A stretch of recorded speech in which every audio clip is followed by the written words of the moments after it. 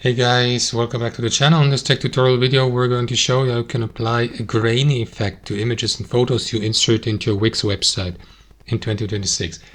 So let us dive into this. So guys, you will need to insert the image first on your website or web page in the Wix website editor. Once that has been done, what you want to do is right click into the image and select the image settings here from the drop down menu here. In your image settings, navigate to adjust. And here in the Photo Studio, what you want to do is navigate to adjust to the left, scroll to the very bottom, and here you'll see the grain effect. So use that slider to increase the grain effect, and if you move it to 100%, you will see that pretty intense grainy effect. Don't forget to save these changes by clicking into this button, wait for a brief moment, and you will see the effect applied. There you go. That's how it works. Let me close the image settings. Thanks for watching. Hope you enjoyed it. Got some value from it, and we'll see you next time on our channel.